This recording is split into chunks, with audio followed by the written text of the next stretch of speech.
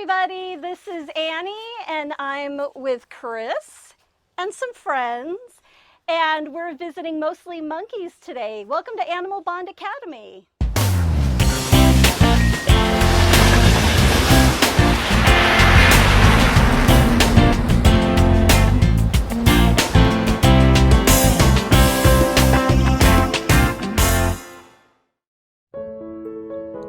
Located in Ramona, California, Mostly Monkeys is a nonprofit sanctuary that provides long-term care for a variety of wild and exotic animals. For over 30 years, this unique organization has provided sanctuary for all species of animals that have been relinquished, confiscated from the illegal pet trade, or retired from laboratories. Welcome to Mostly Monkeys.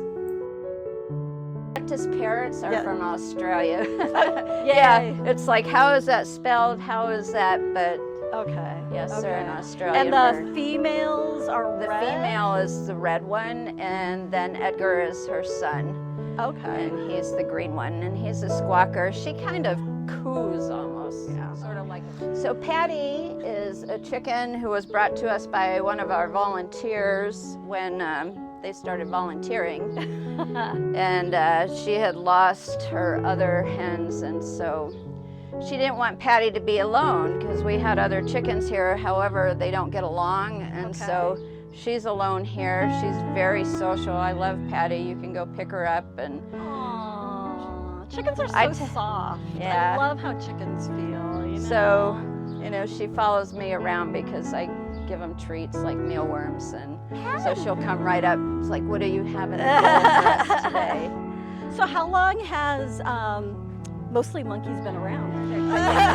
Susie started it in 1989. Okay. She has worked with animals for more than that years, a number of years. Decades. And she saw a need. She, you know, as people trained animals, that there was a great need for them to be cared for, you know, not really pets when they want them to perform, I guess, you know, your animal performance. And so it's not, you know, the best life for them. And additionally, there's laboratories. We have a mixture of confiscated and released pets, as well as a few retired laboratory animals. And so they need a home to go to live out their lives after their stint with whatever it happened to be. And so she takes them in, and she has the biggest heart, so she can never say no. We have your American crow. Okay. And Bernie was found as either a nestling or fledgling. Hi, Bernie. And the Good Samaritan kept him in a small cage so he didn't develop flight feathers. And he's about 23 or 24 years old. Wow. How long do they live normally? Yeah, I mean, in captivity, what, 30 years? Okay. And so Okay. be handled. And that's the thing with most of ours, you know, those that are friendlier don't really care to be handled, so we just give them the space that they need. Right, so you're respecting their space. Exactly. So One of the problems is the animals in captivity a lot of times are going to exhibit stress factors, and so he plucks his feathers. Birds will pluck their feathers. A lot of the other animals will pull their fur. So these two are affectionately known as the Kongs, and they are actually property of the Brazilian government. Really? The Santa Ana Zoo curator contacted Susie as they needed a place to put Emilio, the big guy. He turned 10. We've had him a little over a year now, and he was challenging their alpha male. Okay. And little Emilio is now 3. He's a little bit of an imp. He's like, wait a minute, what's going on out there? So they had to remove Nico, and they sent Emilio with him. So we've had them a little over a year, and they are crested capuchin. And the reason we call them the Kongs is Nico, who's being a little evasive, came over the top of that igloo, and he just reminded us of King Kong. He's kind of a beefy looking guy. Nico. Neighbors. Yeah. Chris, so in some states, there are, people are allowed to have animals like this as pets, and that's why there are so many organizations like Mostly Monkeys and others within Southern California. Just a little bit about why these guys would not make great pets, because they're really cute. They are absolutely adorable, and you can have some really sweet moments with them, but it's like, a light switch, and then they're really aggressive, and they can go back to sweet, as you call it. They're wild Most animals. of the things, exactly. Yeah. Our dogs and cats for over 10,000 years have been domesticated, and you still get a cat or a dog that bites. And so these guys, being not that long removed from the wild, retain their wild instincts.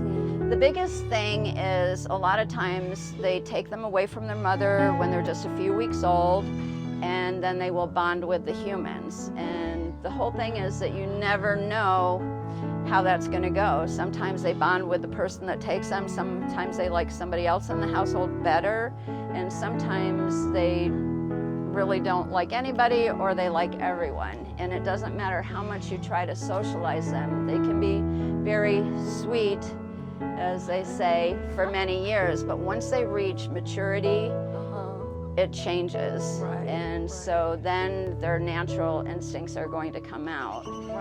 They are very destructive.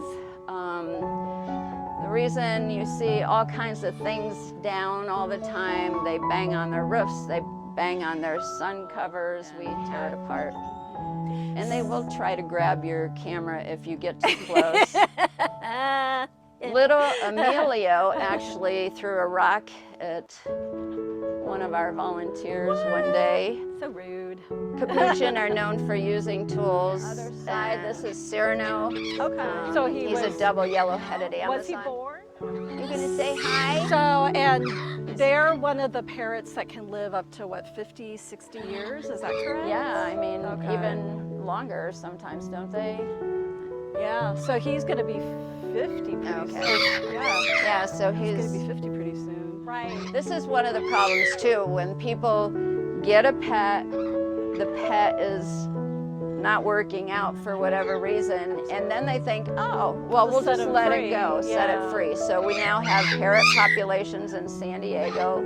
They are not a California bird, but you can't let an animal that has lived with people go back to its native land. They don't know how to care for themselves. Even your pets, dogs and cats, shouldn't be released. They're not going to successfully take care of themselves. So, yes, this is Dingo, and she's a Savannah cat, which is a domestic cat mixed with a serval, because now she is sweet as can be. However, she retains some of the wild characteristics. She's a 4th generation, and she likes to jump on your head and shoulders. We had a litter box for her, but she didn't usually use it, so we're spending more time with her. She was better than any house kitty I've ever owned when she went into carrier to go to the vet, and she got a clean bill of health. Oh, awesome. She's 13 years old. She was a companion to, or is a companion to, our little fennec fox, who's also 13. And Yoda, hey little Yoda. Hi, sweetie. Hi. So Yoda is 13, and so she's doing a lot more sleeping and a lot less eating. And luckily, the foxes are an omnivore, so we try mealworms, cat food, fruits and vegetables. Yes, a family relinquished them. And so Dingo and Yoda coexist.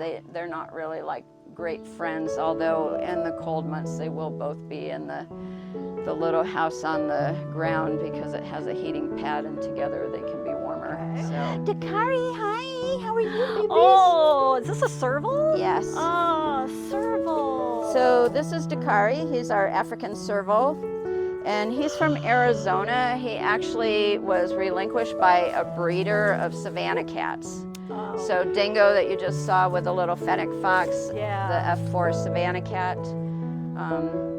So he has inflammatory bowel disease. So it was a reputable breeder who did not continue passing on the bad genes. So that's the African serval has the longest legs in ratio to their body size, and he can jump really high, and he's really fast. Cat. So what is water? Everything he gets goes in the water. He likes to stand with his paws in the water. He likes to jump in the water, and so it's only that he likes the water. Right. And it's not a typical thing that the smaller cats enjoy water. Enzo is a bobcat. He was also from Arizona, just coincidentally. And he was to be a pet, but even after forepaw decline, a bobcat, and decline is not just removing their fingernails, it is amputation of the end of the toes. Right. And so he will have arthritis and other joint issues early in life because he needs the end of the toes. Right.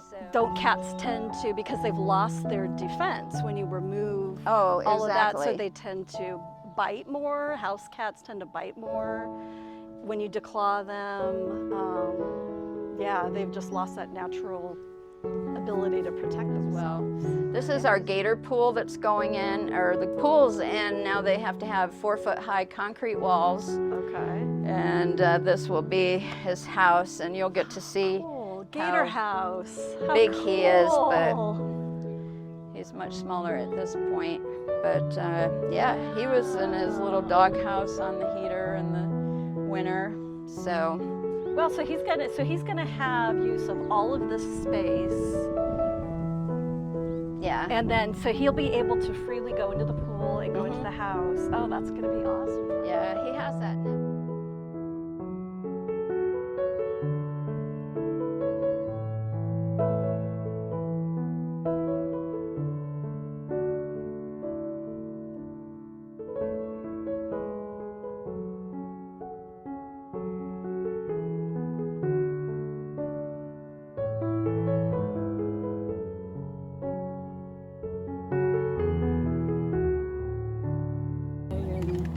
So Gator Boy was a pet, and he was in San Diego County, I believe, and it is illegal to own exotics in the state of California unless you have the proper education and permits and such. But the thing is, they're really cute when you get them, but they grow about a foot a year, which means that he was getting to an unmanageable size, and so he was relinquished to Susie.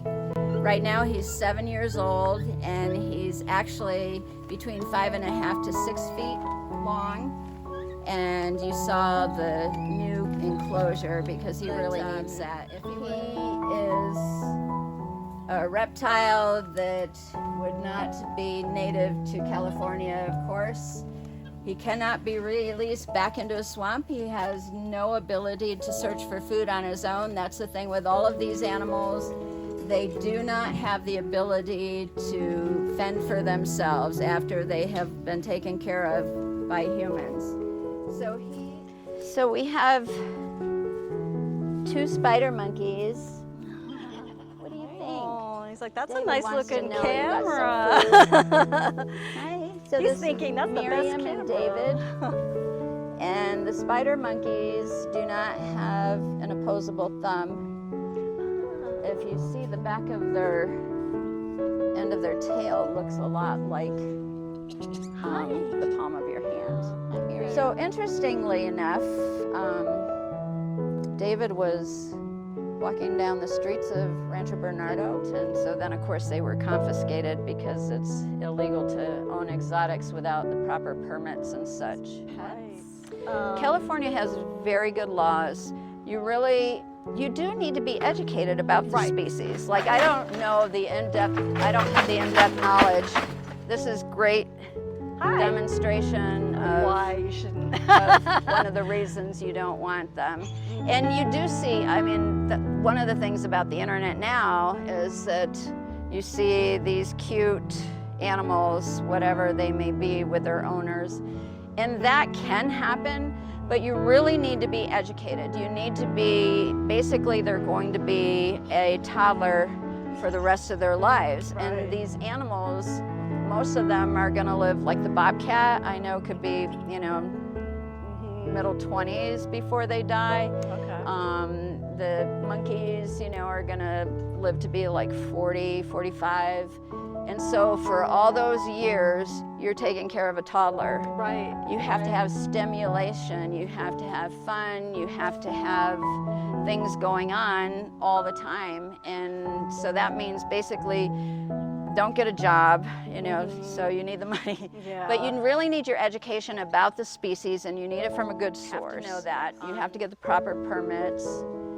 And, you know, I have a lot of people when we were doing tours that would be like, well, okay, but what do I need to go? And I'm like, the best thing is to, you know, try to get funding and get your knowledge, and then start a sanctuary for all the animals that are going to be released, relinquished, or confiscated, you know, retired from laboratories. It just, they need somewhere to go. And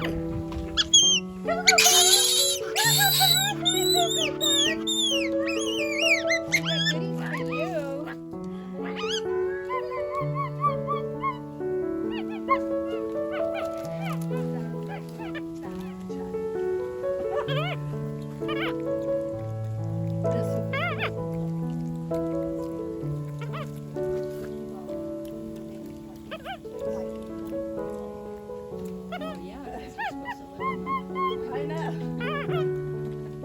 He does.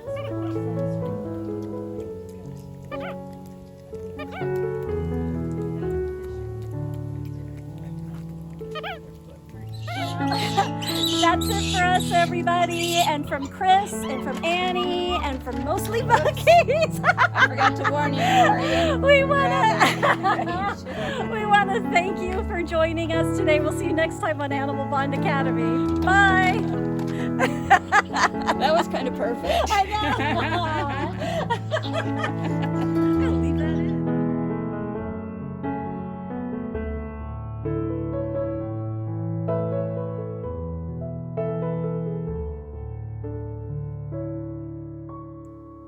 Looking for new ways to engage your students in humane education and the human-animal bond? Get Curriculum in Action, Multiculturalism and the Human-Animal Connection at animalbondstudies.org or cognella.com.